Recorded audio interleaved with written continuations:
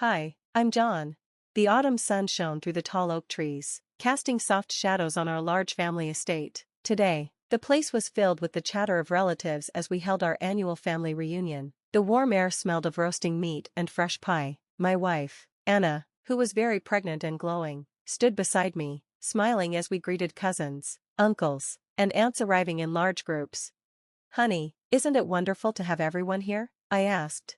Anna squeezed my hand, her eyes scanning the crowd. "It is, but stay close. You know how your mom can be," she whispered. I noticed my mother, Helen, moving through the crowd, her eyes sharp and observant.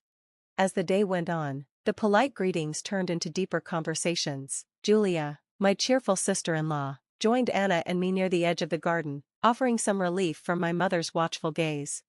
"So, John, that new case you're working on sounds tough, huh?" Julia asked, trying to shift the topic, which I appreciated.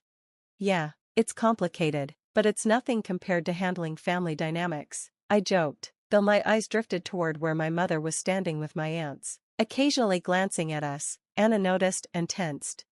"I wish she would just say what's on her mind. This silent judgment is exhausting," she muttered. "She just wants what's best for me, or at least that's what she thinks," I sighed. As the sun began to set, everyone gathered around a long table on the lawn for dinner. The air was filled with the sound of conversation, the clinking of silverware, and glasses raised in toasts. It was almost perfect, until my mother sat directly across from Anna and me. "John, I've noticed you've been busy with work lately. I hope you're still making time to ensure Anna is comfortable," Helen said, her voice sharp enough to make a few relatives stop eating for a moment. "Mom, Anna's doing great, right, dear?" I said, placing my hand on Anna's. "Yes, Helen, I'm fine and capable of looking after myself, but thank you for your concern," Anna replied, politely but firmly. Helen's lips thinned as she paused, her fork in the air. "Well, with the baby coming, you can't be too careful. I read an article the other day about how important it is for expectant mothers to avoid stress."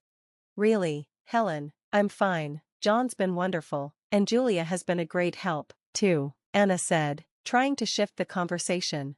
Julia quickly caught on and jumped in. "Absolutely, and wait till you see the nursery we've been working on. John, maybe you should show your mom the photos. It's coming together really nicely." And with that, the dinner continued. Helen's comments became sharper with each passing moment, subtly criticizing Anna's choices, from her diet to her decision to keep working late into her pregnancy. The tension at the table grew, and relatives exchanged uncomfortable glances. Finally, I stood up, tapping my glass to get everyone's attention. "I'd like to propose a toast," I said, "to family, by blood and by bond. May we always support and uplift each other, no matter what." Everyone raised their glasses in agreement, and for a brief moment, the mood lightened, but Helen's tight smile as she sipped her wine told me that the evening wasn't going to end peacefully. As the sky darkened, I had a feeling the real trouble was yet to come. Later in the evening, the warm atmosphere of the reunion started to fade, replaced by unease. The laughter and happy conversations that had filled the grand hall earlier were now replaced with a tense silence as we all moved toward the dining area for dessert. "Anna, wait till you try the lemon tart I brought. It's Julia's favorite," Aunt Margie said brightly, trying to lift the mood. "Oh, I'm sure it's wonderful. Julia's been talking about your baking all day," Anna replied, smiling as she linked arms with Julia. The two of them headed upstairs together, their dresses similar in style. But behind them, Helen's eyes narrowed as she mistook Julia for Anna. Her steps quickened, driven by a mix of resentment and a misguided sense of protectiveness. "I need to speak with you now, Anna," Helen called out, her voice sharp and urgent, but she was really calling out to Julia. Julia turned around, confused. "Helen, I think you," she started, but before she could finish, Helen, acting on impulse, pushed Julia. Thinking it was Anna, Julia lost her balance and fell down the stairs. The sound of her fall filled the hall, followed by horrified gasps as she hit the ground with a thud. "Julia!" Anna screamed, rushing down the stairs as the family stood in shock. Helen froze at the top of the staircase, her face pale as she realized the terrible mistake she had made. I pushed through the crowd, my instincts as a lawyer kicking in despite the personal horror unfolding in front of me. "Someone call an ambulance," I said, trying to keep my voice steady. John's command cut through the chaos as he knelt beside Julia, assessing her injuries. "Why would you do this, Helen? She's your niece. Anna's voice trembled with a mix of rage and fear. Helen, flustered and stammering, waved her hands helplessly. I thought she was you. I just wanted to talk.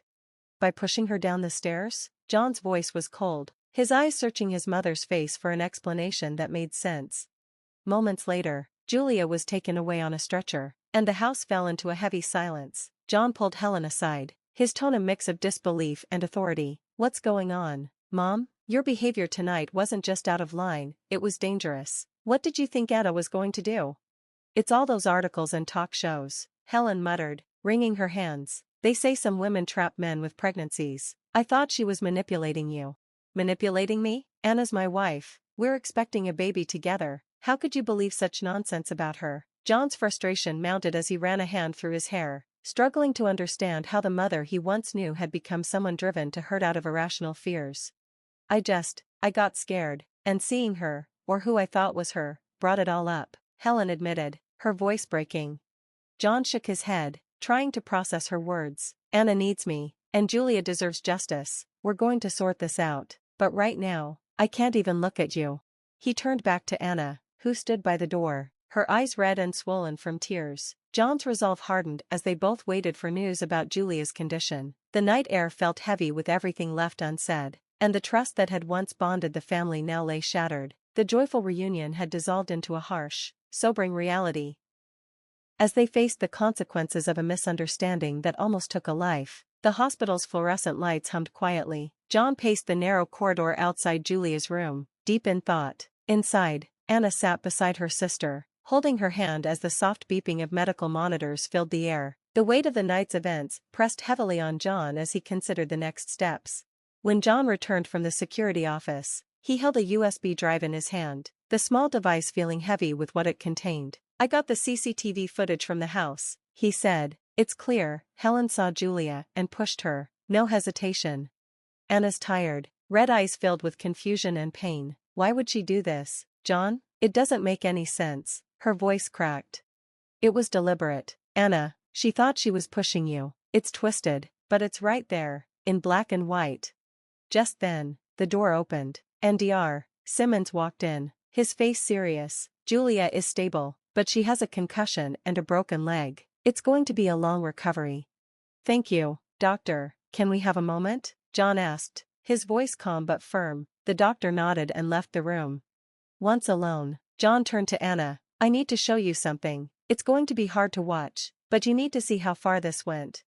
They watched the footage on John's laptop. In the silent, grainy black and white video, they saw the terrible moment when Helen pushed Julia, sending her tumbling down the stairs. Anna gasped, her hand flying to her mouth as tears welled up in her eyes. Oh God, John, she really thought she was pushing me.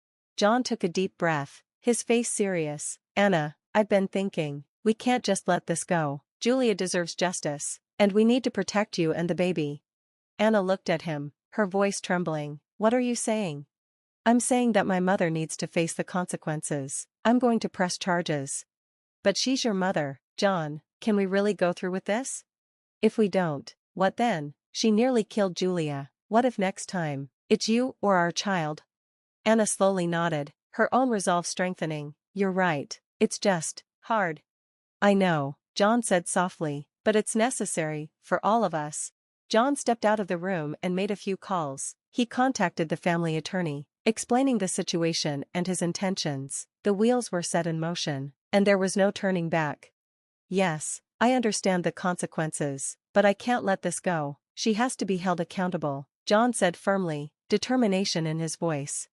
Back in the hospital room, Anna's phone buzzed. It was a text from her brother-in-law, Michael, who had just heard about the incident. Is it true? What happened? Is Julia okay? Anna quickly responded, explaining what had happened and John's decision to press charges. Michael replied almost immediately, you have our full support. This is unimaginable, but necessary. John re-entered the room, gently squeezing Anna's shoulder. The lawyer's on board. We'll start the proceedings as soon as Julia is able to give her statement.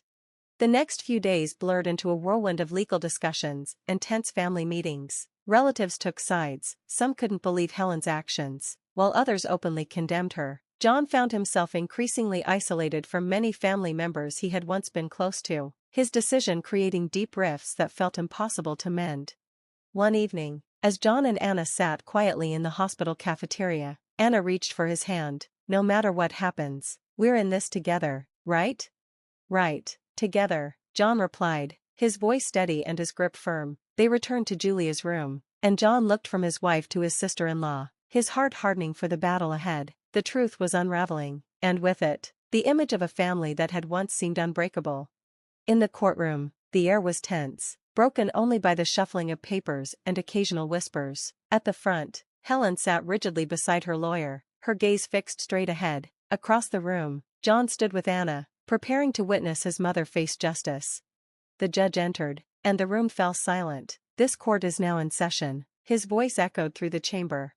The prosecutor rose, holding a stack of papers, her voice clear and confident. "Ladies and gentlemen of the jury, we are here to address a serious act of violence, one that could have ended in tragedy. We will show that Helen acted not out of confusion, but out of malice, endangering the life of her niece, Julia, whom she mistakenly believed to be her daughter-in-law, Anna." Helen's lawyer then stood, his tone measured and composed. "We acknowledge the gravity of the situation. However, we argue that this was a misunderstanding, fueled by concern, not an intent to harm." Helen's lawyer began. As the trial unfolded, witnesses recounted the events of that fateful night. When Anna took the stand, her voice was steady, but filled with emotion. "I never thought we'd be here, facing such a heartbreaking family rift. Julia was mistaken for me, and it was no accident, it was intentional." The key moment came when the CCTV footage was presented. The prosecutor played the video, and the courtroom watched in stunned silence as the stark, undeniable images showed Helen pushing Julia. Gasps filled the room at the clarity of Helen's actions. John, watching the footage, felt torn between his roles as a son and an attorney, each frame of the video landing like a personal blow. When John was called to testify, he spoke of his mother's growing resentment and paranoia. "It pains me deeply, but I must stand for what is just. My mother's actions were deliberate and dangerous," he said, his voice steady but heavy with emotion.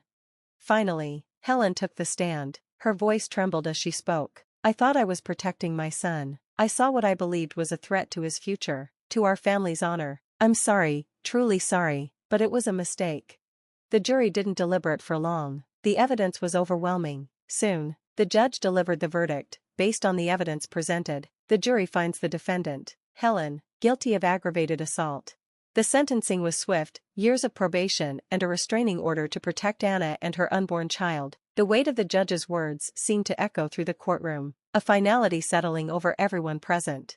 After the trial, as the crowds dispersed, John and Anna stood together outside. The tension of the past week seemed to lift, if only slightly. Anna looked up at John, her eyes filled with both sorrow and relief. "It's over, but how do we move on from this?"